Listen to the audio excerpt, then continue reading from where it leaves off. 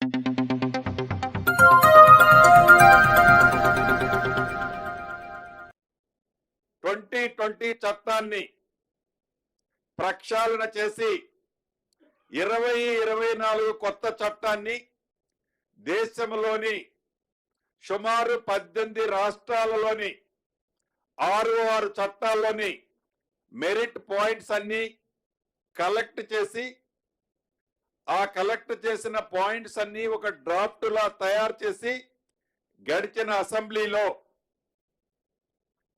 Assembly సాక్షిగా ఆ కొత్త డ్రాఫ్ట్ ని అసెంబ్లీలో ప్రవేశపెట్టి దాన్ని 45 రోజులు పబ్లిక్ డొమైన్ లో ఉంచి అనేక మంది సూచనలు, అది మేధావులు కావచ్చు, రెవెన్యూ మీద పూర్తి అవగాహన ఉన్న రైతులు కావచ్చు, భూములున్న ఆసాములు కావచ్చు, రిటైర్డ్ రెవెన్యూ ఆఫీసర్స్ కావచ్చు, ఎవరైతే 2020 రెవెన్యూ చట్టాన్ని తయారు చేసేటప్పుడు అధికారంలో ఉన్న పెద్దలు వారు కావచ్చు, వారందరూ చాలా మంది ఇచ్చిన సూచనలన్నీ సేకరించి వాటిలో మెరిట్స్ అంటే పబ్లిక్ కి సామాన్యులకి ఉపయోగపడే అనేక అంశాలని ఇన్కార్పొరేట్ చేసి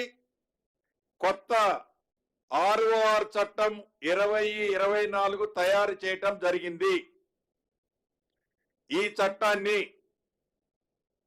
రేపు 9వ తారీఖు నుంచి జరగబోయే అసెంబ్లీలో ప్రవేశపెట్టి అసెంబ్లీ ఆమోదింపబరిచి ఆమోదించిన తర్వాత ఈ కొత్త చట్టంతో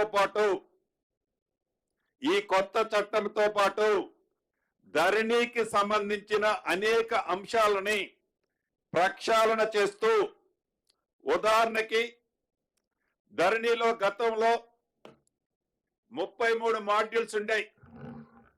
ఈ 33 మాడ్యూల్స్ తో సామాన్య ప్రజలకి ఆ మాడ్యూల్ యొక్క ఉద్దేశం ఏంటో తెలియక, ఆ మాడ్యూల్లో ఏ కాంపోనెంట్ తో అప్లై చేయాలో తెలియక కొంతమంది ఒక మాడ్యూల్ బదులు ఇంకొక మాడ్యూల్కి అప్లై చేస్తే ఆటోమేటిక్ గా ఆనాడు అధికారులు ఎమ్మటే కూడా రిజెక్ట్ చేసేది కాదు.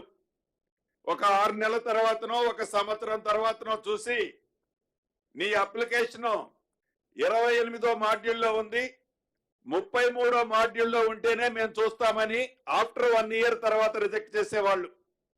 అటువంటి పరిస్థితి ఉండకుండా మాడ్యూల్స్ ని వీలైనంత తగ్గించి ఏ మాడ్యూల్లో అప్లోడ్ చేసుకున్నా, కంప్లైంట్ చేసినా ఆ మాడ్యూల్ తప్పు పడ్డది అనే ప్లీ చూపించి రిజెక్ట్ చేయకుండా అప్లై చేసిన సమస్యలు ఆన్లైన్ లో అప్లోడ్ చేసిన ప్రతి సమస్యని పరిష్కరించే మార్గంగా ఈ కొత్త ధరణిలో ఆ కాన్సెప్ట్ తేబోతున్నాం.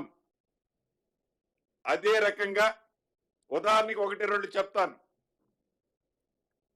గతంలో మాన్యువల్ పానీ ఉండేది.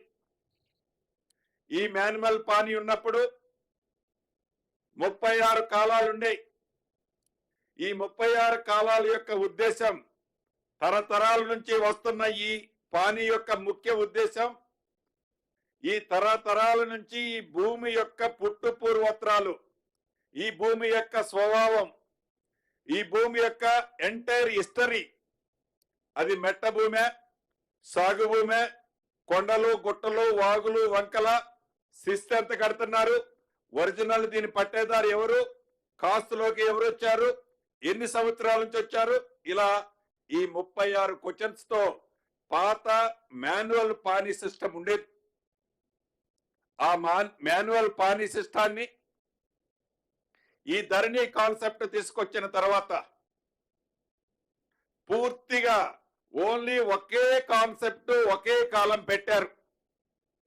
ఈ ఒకే కాలం పెట్టడం వల్ల ఈ భూమి యొక్క స్వభావము, ఈ భూమి ఎవరి నుంచి ఎవరికి వచ్చింది, ఈ భూమి మెట్ట భూమే, మాగాణి భూమే, కొండల గుట్టల వాగుల వంకల అనేది ఎక్కడా డిస్ప్లే అవ్వదు. ఇప్పుడు శిస్తు అంటే ఎలా లేదు.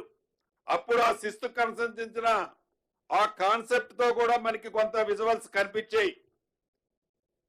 దాన్ని ప్రక్షాళన చేసి కనీసం అవసరమైన ఒక 11 నుంచి 13 కాలాలు ఈ రాబోయే రోజుల్లో ప్రక్షాళన చేసే దాంట్లో ఈ ఆన్లైన్ వెబ్సైట్ లో ఈ ధరణి బదులు తేబోయే కొత్త పోర్టల్లో 11 నుంచి 13 కాలాలు ఈ మార్పులో భాగంగా తీసుకురాబోతున్నాం.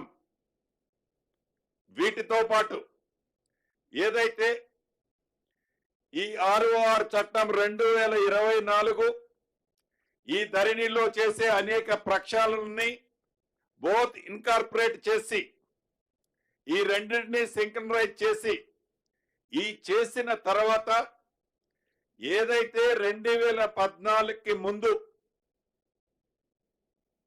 సబ్ రిజిస్ట్రార్ల దగ్గర ప్రొబిటెడ్ లిస్టుకు సంబంధించిన ప్రతి గ్రామానికి సంబంధించిన ఆస్తుల లిస్టు సబ్ రిజిస్ట్రార్ల దగ్గర ఉన్నది. ఈ సబ్ రిజిస్ట్రార్ల దగ్గర సంబంధించిన లిస్టు ఏదైతే ఉందో ఆ లిస్టుతో ఈ ప్రక్షాళన చేసిన కొత్త ధరణి యాప్లోకి దాన్ని సూపర్ ఇంపోజ్ చేసి టోటల్ రాష్ట్రంలో ప్రభుత్వానికి సంబంధించిన రెవెన్యూ భూములు కానివ్వండి, వక్ఫ్ బోర్డుకు సంబంధించిన భూములు కానివ్వండి, దేవాదాయ భూములు కానివ్వండి, అదే రకంగా ఫారెస్ట్ భూములు కానివ్వండి, ఇతరత్ర చాలా సెక్టార్లకు సంబంధించిన ప్రభుత్వం, అది రాష్ట్ర ప్రభుత్వం కావచ్చు, కేంద్ర ప్రభుత్వం కావచ్చు, ప్రభుత్వ స్థలాలకు సంబంధించిన పూర్తి డాక్యుమెంట్ అప్పుడు మీ ముందుంచి ఆనాడు ఈ ధరణి అనే ఒక ముసుగులో ఈ 2020 చట్టంలో ఏది పేదోళ్ల సంబంధించిన ఆస్తులు, ప్రభుత్వ ఆస్తులు ఎలా ట్రాన్స్ఫర్ కాబడ్డాయో విత్ ఆధారాలతో మీ ముందు పెట్టడం జరుగుద్ది.